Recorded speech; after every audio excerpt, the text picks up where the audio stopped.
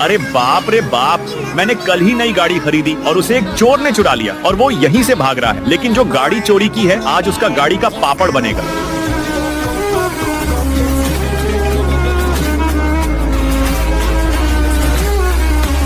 मुझे तो लगता है यही गाड़ी चोरी का होगा, लेकिन इससे देखने से पहले रुक जा बेटे, अगर तूने मुझे इग्नोर किया तो तेरी माँ मर जाएगी। अगर तू अपनी माँ को बचाना चाहता है तो इस वीडियो को लाइक और चैनल को सब्सक्राइब कर दे और कमेंट में जय माता दी लिख। सच में इसका पापड़ बन गया।